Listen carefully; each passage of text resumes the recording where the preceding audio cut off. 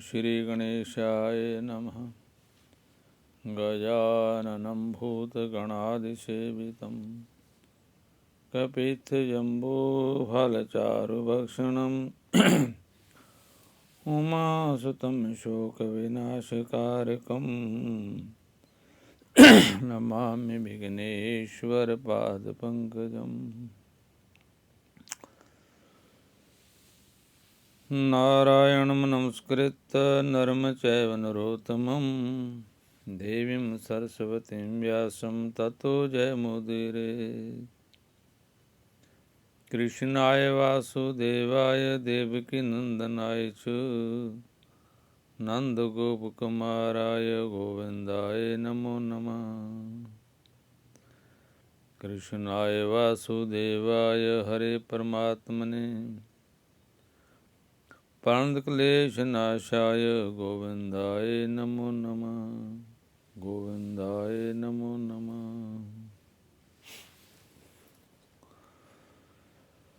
भगवान का नाम, उनके गुणों का कीर्तन, उनके नामों का संकीर्तन करने से मनुष्य की बुद्धि में देवी संपदा उत्पन्न हो जाती है और उनका आचार व्यवहार बहुत शुद्ध होने लगता है। भारत में आचार व्यवहार के बीच में ही जीवनचर्या आ जाती है कि कैसे हमको जीवन जीना चाहिए, कहाँ किसकी सेवा करनी चाहिए। इसलिए भारतीय जीवनचर्या के कुछ अमर सूत्र पंचखंड पीठाधीश्वर आचार्य स्वामी धर्मेंद्र जी महाराज जी ने इस प्रकार बताया, उनको हम आगे बता रहे हैं कि हमको जीवनचर्या कैसे शुरू करनी चाहिए, कैसे रहना चाहिए, कैसे हमको बोलना चाहिए। हिंदुओं में पंच प्राण एवं गौ माता, इसका बहुत बड़ा महत्व दिनचर्या में आता है। भारतीय जीवनचर्या का आधार भारत की सनातन संस्कृति है और भारतीय संस्कृति का मूल सत्य सनातन हिंदू धर्म है। हिंदू धर्म एवं संस्कृति के पंच प्राण हैं: गीता, गंगा, गायत्री, गाय और गोविंद। इन पांचों के केंद्र रूप में गौ माता प्रतिष्ठित है।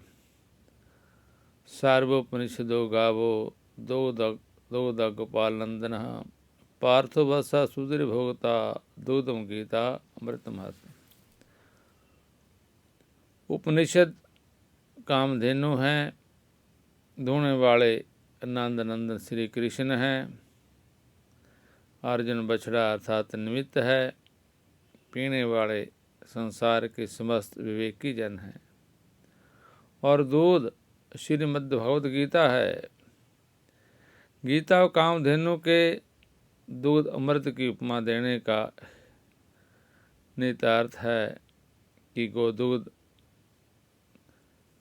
गीता के समान और गीता गोदूध के समान है।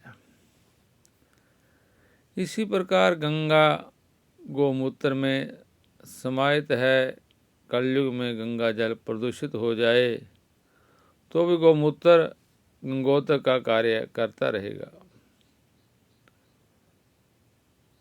गोदूध, गोदधि, गोघृत, गोमय और गोमूत्र के पंचगव्य को ग्रहण किए बिना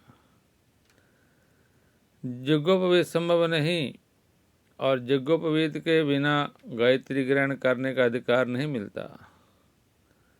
अतः गोमाता ही गायत्री सिद्धि का अधिकारी बनाती है।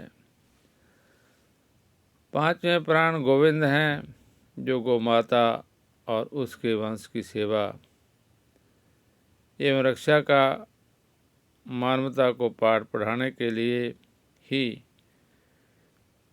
पृथ्वी पर धरती पर अवतारित होते हैं। इस प्रकार हिंदुओं के पंच प्राणों में गोमाता की महत्ता सर्वश्रेष्ठ है, सर्वोपरि और आसिद्ध है।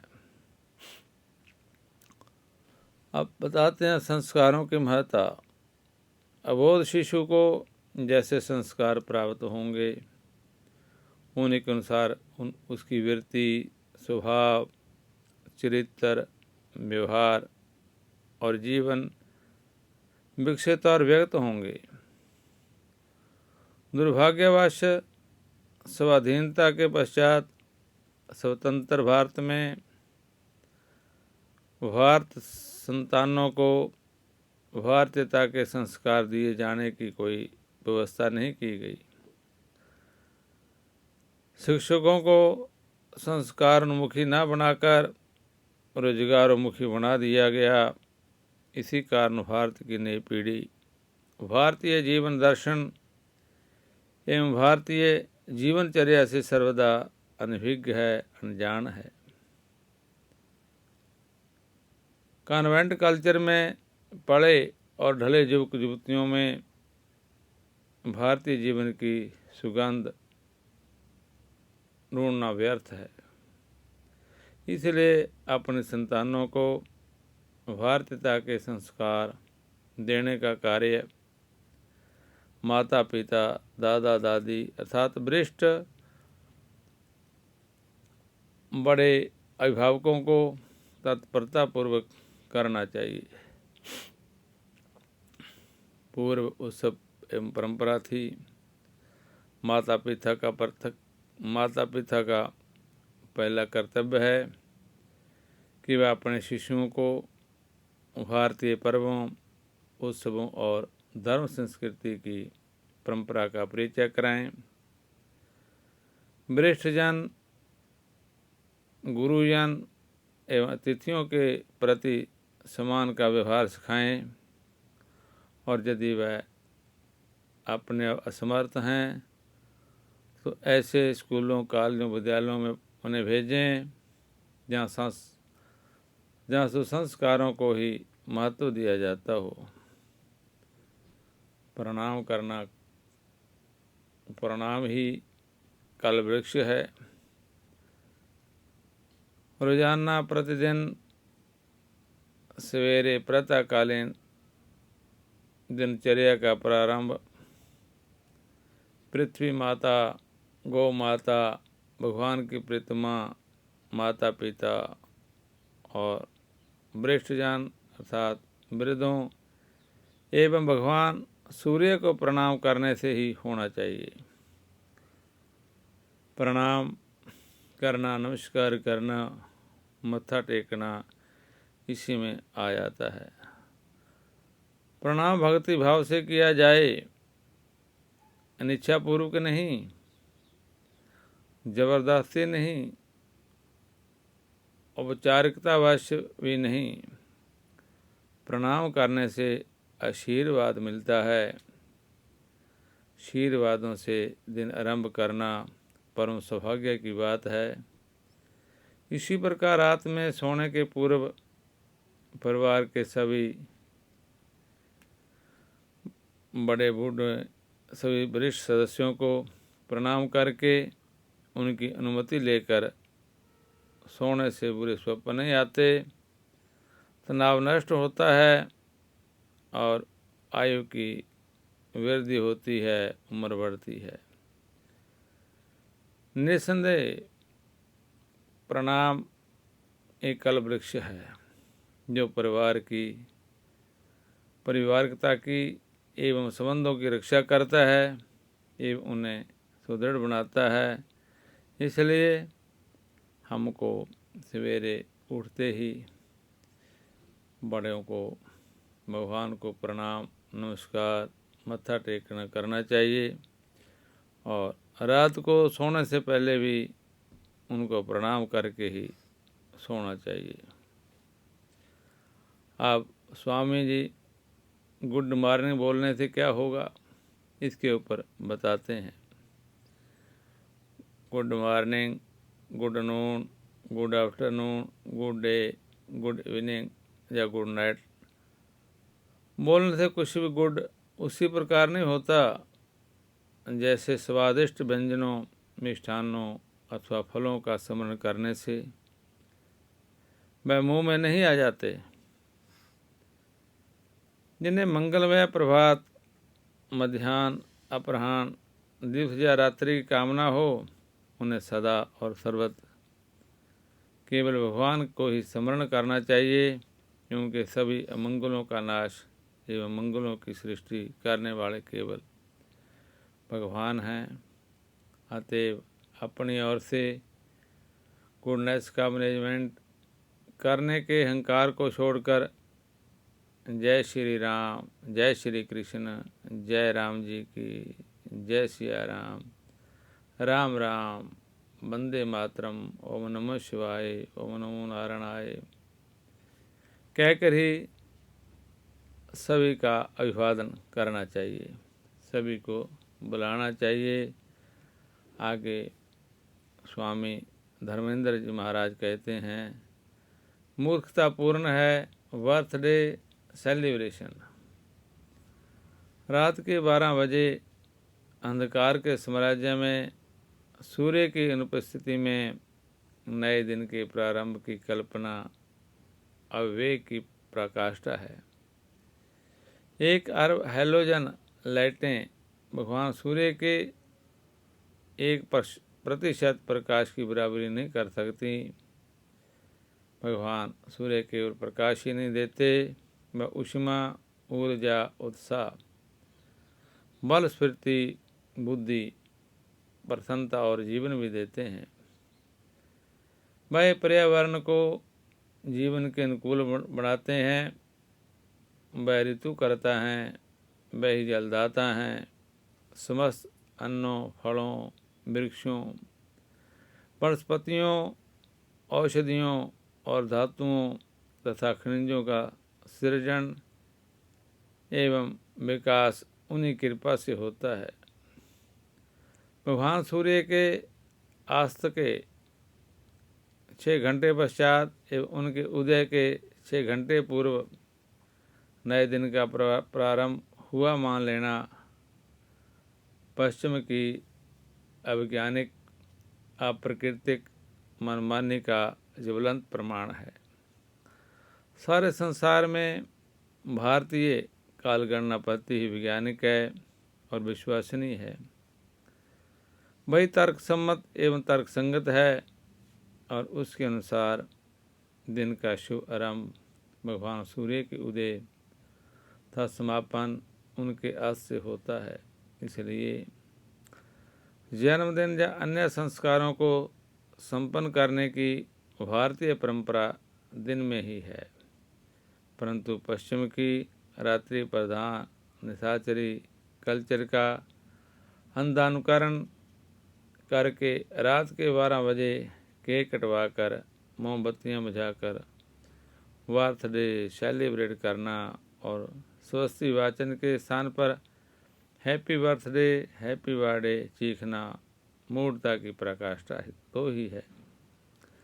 प्रातः स्नान करके भगवान सूर्य को अर्घ्य देकर मंदिर में भगवान की पूजा करके सभी गुरुजनों के आशीर्वाद ग्रहण करके हवन करके दीन दुखियों, वंचितों, पीड़ितों एवं गौ माता की सेवा सहायता करके महोत्सव पूर्वक जन्म दिवस मनाना चाहिए।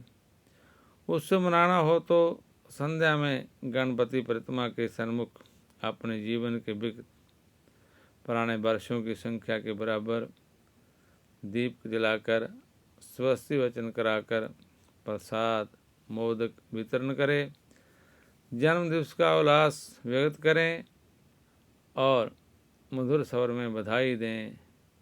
जन्म जयंती मंगलमय हो।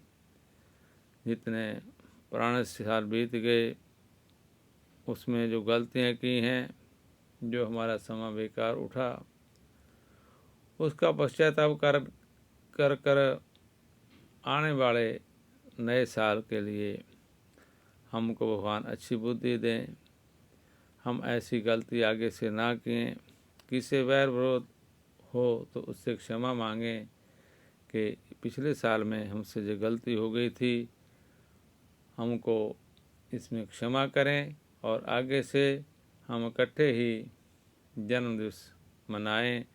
ऐसा ही हमारा जन्मदिन बर्थडे होना चाहिए। और स्वामी जी बताते हैं कि वर्ष आरंभ कहाँ से होता है, कैसे होता है, क्योंकि वो कहते हैं वर्ष आरंभ चैत्र से ही होता है। हिमसाद ठिठुरती धरती पर पतझड़ के मौसम में 31 दिसंबर की रात 12 बजे शोर मचाकर शराब पीकर पर स्त्रियों के साथ नाच गाकर वर्षारंभ भारतीय जीवनचर्या तथा वैज्ञानिकता के विपरीत है। वर्ष आरंभ बसंत ऋतु में नवपल्लवित वृक्षों और नवरागपूर्ण पुष्पों के प्राकृतिक उल्लास में चैत्र शुक्ल प्रतिपदा से होता है। भारतीय मास पक्ष सर्वदा वैज्ञानिक हैं। शुक्ल पक्ष विकास का तथा कृष्ण पक्ष क्षय का प्रतीक है। 7 बार ग्रहों पर एवं 12 मास चित्रा, विशाखा, ज्येष्ठा, पूर्वाषाढ़ा, श्रवण, भद्रा, अश्विनी, कृतिका, मृगशिरा, पुष्य, मगा और उत्तरा फाल्गुनी जैसे नक्षत्रों पर आधारित है। चैत्र शुक्ल प्रतिपदा के दिन सृष्टि का पृथ्वी का सृजन भगवान ने किया था, इसलिए भगवती पृथ्वी के जन्मोत्सव के रूप में नवदिवसीय मातृ पूजन का अनुष्ठान करते हुए नववर्ष का स्वागत करना ही तर्कसंगत और प्रकृति सम्मत है। अब स्वामी जी श्री माधवेंद्र जी महाराज कहते हैं कि लक्ष्मी पूजन कैसे होना चाहिए। भारतीय प्रज्ञा ने सर्वत्र मातृ सत्ता के दर्शन किए हैं। पृथ्वी में, नदियों में, वृक्षों में, गीता, श्रुति आदि ग्रंथों में, गायत्री जैसे मंत्रों में मातृ दर्शन करना, धन में लक्ष्मी माता, ज्ञान में सरस्वती माता तथा शस्त्रों में शक्ति या दुर्गा काली माता के दर्शन करना हिंदू दर्शन की द्वितीय विशेषता है। इसलिए बसंत पंचमी पर सरस्वती पूजन, विजयदशमी पर दुर्गा पूजन एवं दीपावली पर लक्ष्मी पूजन का आयोजन भारतीय दिनचर्या के महत्वपूर्ण कर्म हैं। संपूर्ण सृष्टि के विशेष मानवीय सृष्टि के संचालन की प्रक्रिया में धन की भूमिका सर्वोपरि है, किंतु उसके निरंकुश संग्रह और दुरुपयोग से केवल वैषम्य और विषादी उत्पन्न होता है। इसलिए भारतीय महर्षियों ने कहा, धन लक्ष्मी है और लक्ष्मी माँ है। माँ सबका पालन करती है, पोषण करती हैं, सबको विकसित करती हैं। वही प्रणम्य हैं। उससे प्रसाद ग्रहण करोगे और उसे सब तक पहुँचाओगे तो सुखी रहोगे, किंतु यह ध्यान में रखो कि वह भोग्य नहीं है। उसे भोगने की उसे भोगने की लालसा मत रखना, अन्यथा नष्ट हो जाओगे। अब कर्तव्य पालन के विशिष्ट दिन के बारे में बताते हैं। Mothers day, fathers day, workers day या वैलेंटाइन डे। इसी प्रकार की मूर्खताएं हैं। जीवन का प्रत्येक दिन माता पिता, गुरुजन, मित्र, अतिथि, अध्यापक, श्रमिक, कर्मचारी या ग्राहक जन के प्रति निरंतर सद्व्यवहार एवं सम्मान व्यक्त करने का, उनकी यथोचित सेवा सहायता करने का दिन होना चाहिए। भारतीय जीवनचर्या जन्म से मृत्यु पर्यंत सतत एवं निरंतर मन, वचन और कर्म से सबके प्रति सदा सद्व्यवहार करने के संस्कारों से प्रेरित, प्रोत्साहित और अनुप्राणित होती है। औपचारिकता पूर्ति हेतु यंत्रवत प्रदर्शन की प्रवृत्ति वेस्टर्न कल्चर की देन है। इसलिए कोई मदर्स डे या फादर्स डे एक दिन के लिए नहीं, रोजाना ही इनका आदर सत्कार होना चाहिए। इनके अनुसार हमको बरतना चाहिए। माता पिता के व्यवहार में हमको सहयोग करना चाहिए। जैसे हमको बताएं वैसा करना चाहिए। ये ही भारतीय परंपरा है। और आगे बताते हैं एकनिष्ठ प्रेम और परिवार संस्कृति। भारतीय जीवन दर्शन या भारतीय संस्कृति का मूल परिवार है, जबकि पश्चिमी सभ्यता का आधार बाजार है। परिवार में सब कुछ टिकाऊ और बाजार में सब कुछ बिकाऊ होता है। पश्चिम का बाजारवाद भारतीय जीवनचर्या को नष्ट भ्रष्ट करने के लिए कटिबद्ध है। बाजार में किसी का किसी से कोई संबंध नहीं, वहाँ सब कुछ पैसा है। परिवार में सबके टूट संबंध होते हैं और उसका आधार निस्वार्थ स्नेह एवं प्यार होता है। भारतीय की भावनात्मक आत्मीयता के द्योतक हमारे जहाँ प्रचलित शुभासूचक संबोधन हैं। माँ, अम्मा, पिताजी, बाबूजी, दादाजी, दादी जी, नाना जी, नानी जी, भाई जी, बहन जी जैसे स्वसूचक नाम और संबोधनों की तुलना में पश्चिम और अंग्रेजी दोनों कितने दरिद्र हैं। केवल अंकल एवं आंटी से वहाँ का काम चल जाता है।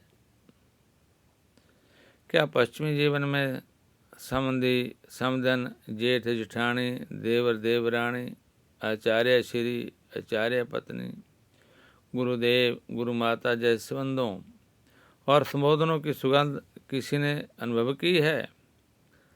अध्यक्ष की गर्मा, चेयरमैन, कुर्सी का आदमी, जो अध्यक्ष की गर्मा है, चेयरमैन में कहाँ से आएगी? श्रीमान या श्रीमन के सामने सर फटीचर नहीं लगता। महोदया में क्या कमी है जो मैडम बोला जाए? महिला का मुकाबला लेडी कैसे करेगी?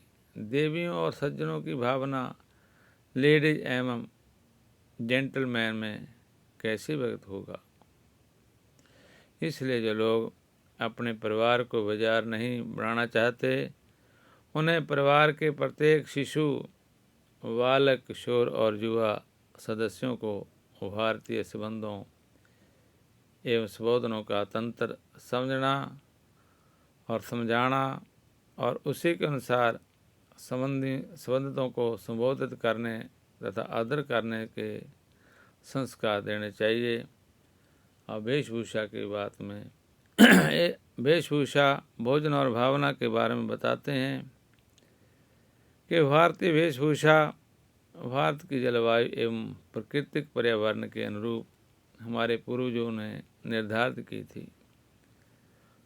उसकी व्यवहारिकता, उपयोगिता एवं सौंदर्य के प्रति अपने बच्चों के मन में आकर्षण और अनुराग उत्पन्न करके उन्हें शैशव से ही जीन्स पैंट और सिंथेटिक रेडीमेड टाइट कपड़ों से लादे रखना और असंगत अप्रासंगिक अंग्रेजी वाक्यों, अक्षरों एवं डिजाइनों से भरपूर गारमेंट्स पहनाना अत्यंत शर्मनाक बात है। यही बात भोजन के विषय में समझ जानी चाहिए। संसार का सर्वश्रेष्ठ भोजन भारतीय भोजन है। स्वाद में, सुरुचि में, पौष्टिकता में, सात्विकता और सुपचता में भारत के भोजनों, व्यंजनों एवं मिष्ठानों की कहीं कोई तुलना नहीं है। अपनी संतानों में भारतीय भोजन और व्यंजनों के प्रति अटूट रुचि और निष्ठा उत्पन्न करना प्रत्येक माता पिता और अभिभावक का कर्तव्य है। भोजन भी हाथ पैर धोकर पवित्र आसन पर बैठकर ही होना चाहिए। भारतीय भावना भोगों पर नहीं, भक्ति पर केंद्रित है। प्रत्येक प्राणी और पदार्थों में भगवान की या बहुत कृपा की झलक पाना भारतीय भावना का मूल है। अन्न में भी यही भाव रहना चाहिए। पृथ्वी, जल, अग्नि, वायु और आकाश ये भगवत रूप हैं। वृक्ष, वनस्पति, अन्न, फल, शाक, पशु, पक्षी, जीव जंतु, पर्वत, सरसागर एवं सरिताएँ से भगवत स्वरूप हैं। यह भावना ही भारती है। इसे विकसित करोगे तो जग और जीवन दोनों धन्य हो जाएंगे। अब कहते हैं जत्र नार सतो पूजन्ते। भारतीय भावना नारी के सर्वोच्च सम्मान की भावना है। भारतीय समाज पुत्री को भी जगजननी माता दुर्गा अथवा लक्ष्मी के रूप में देखते हैं। हमारे द्वार पर हमारी बेटी को ले जाने के लिए सुसंस्कार संपन्न कुल का वरात लेकर आए। यह कामना परम पावन कामना है।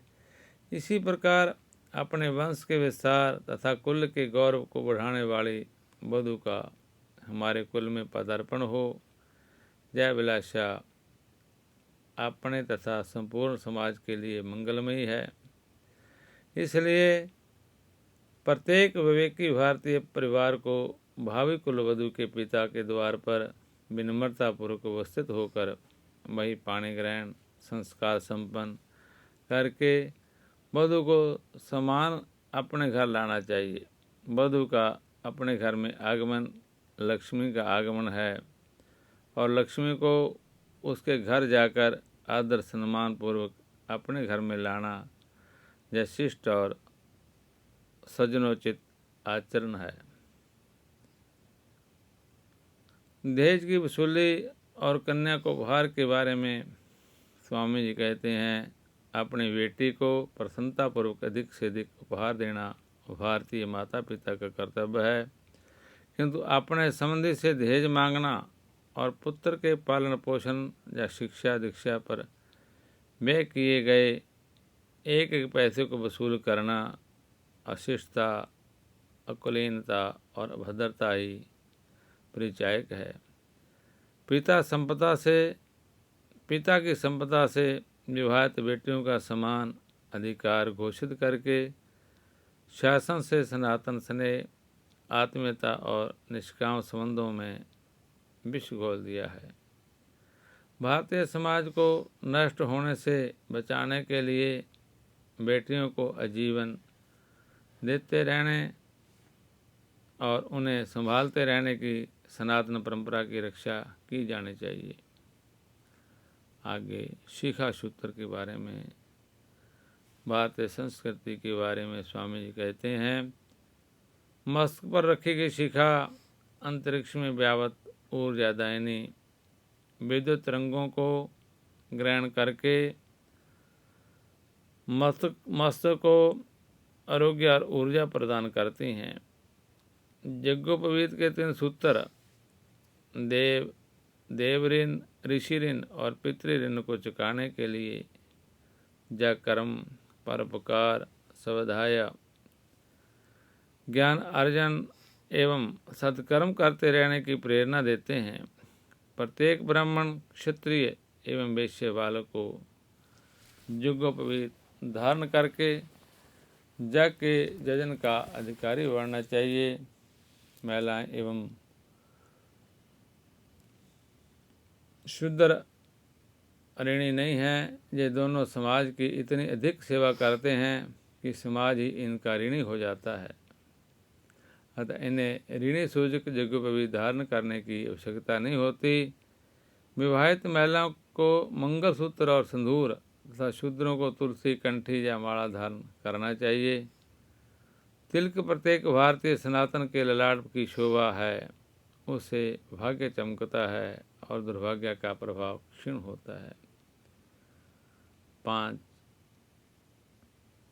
पांचों ज्ञानेंद्रिय के द्वार शब्द, स्पर्श, रूप, रस, गंध को ग्रहण करने वाले कान, नेत्र, मुख एवं नासिका तथा त्वचा के कोटिश रोमकूप ललाट के नीचे ही रहते हैं।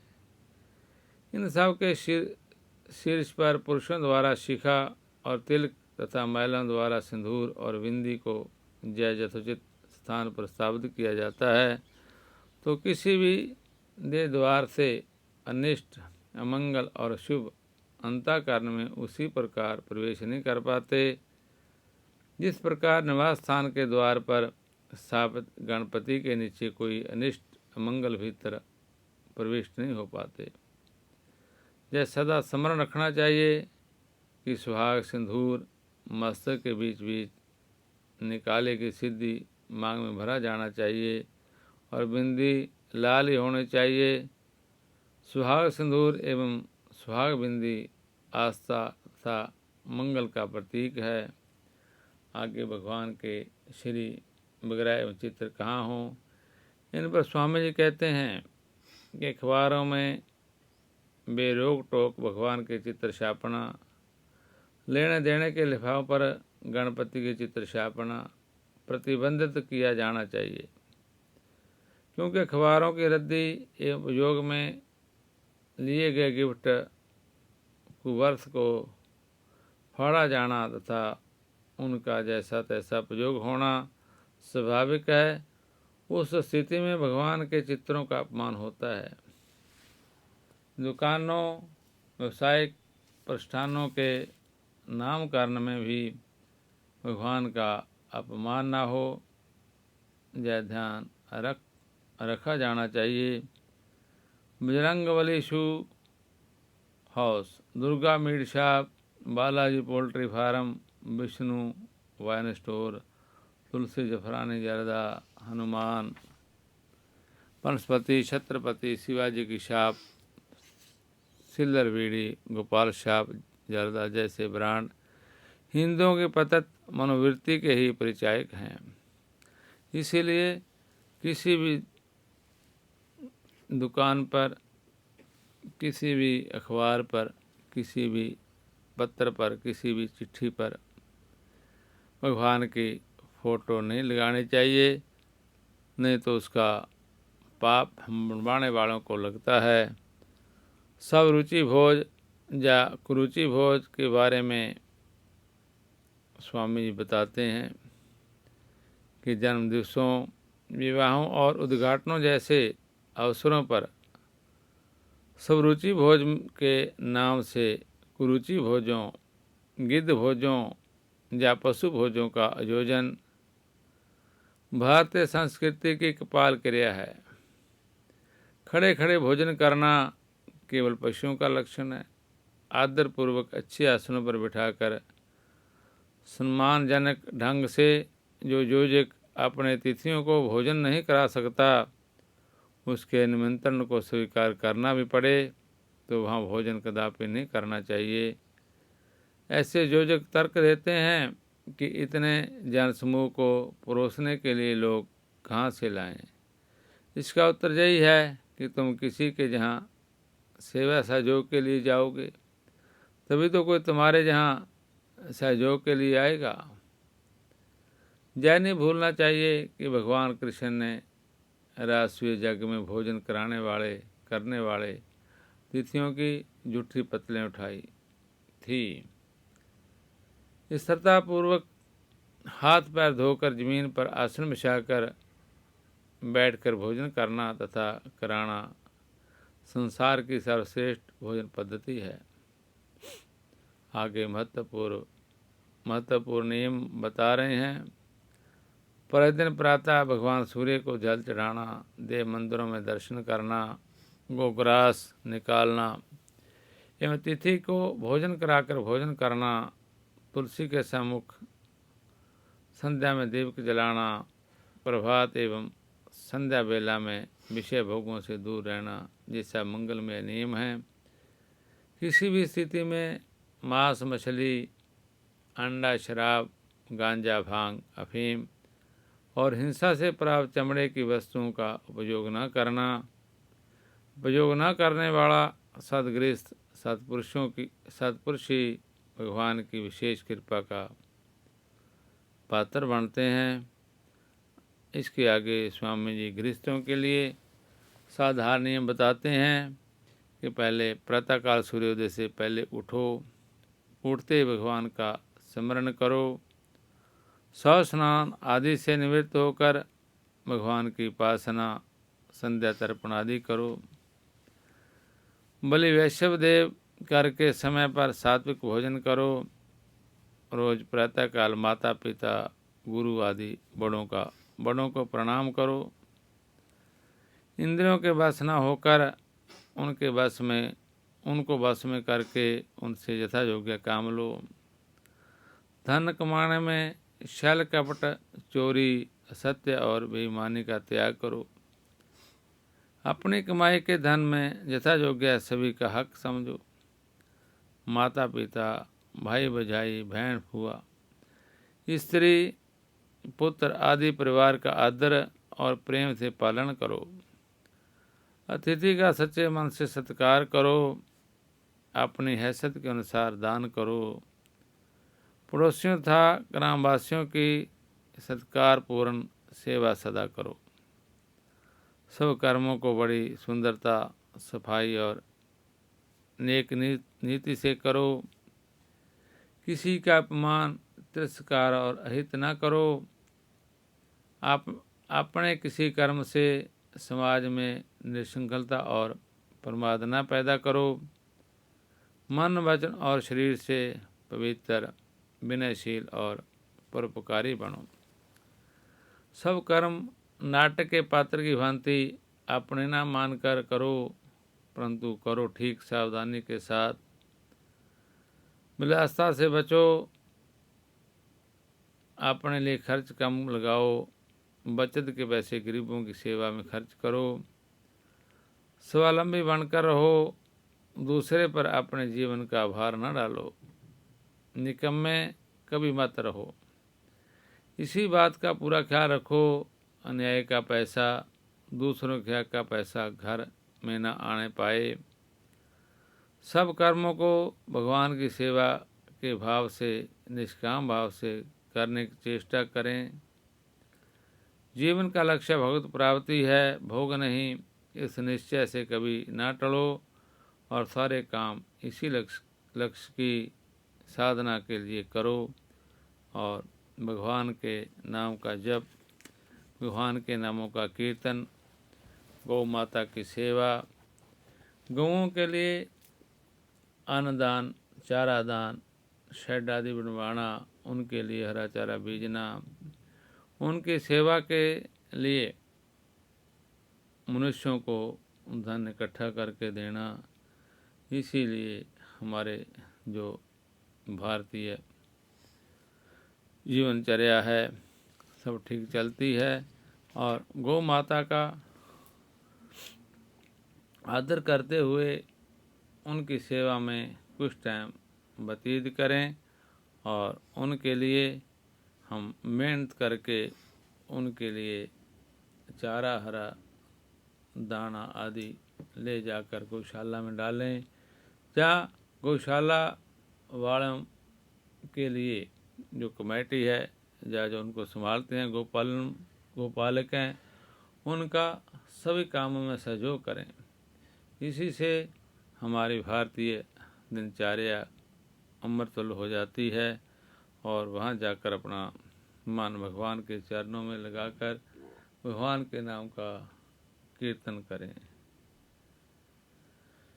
जय गोविंद जय गोपाल, जय जय जय श्री दीन दयाल। जय गोविंद जय गोपाल, जय जय जय श्री दीन दयाल। जय गोविंद जय गोपाल, जय जय जय श्री दीन दयाल। जय गोविंद जय गोपाल, जय जय जय श्री दीन दयाल। जय गौ माता जय गोपाल, जय जय जय श्री दीन दयाल। जय गौ माता जय गोपाल, जय जय जय श्री दीन दयाल। जय गौ माता जय गोपाल, जय जय जय श्री दीन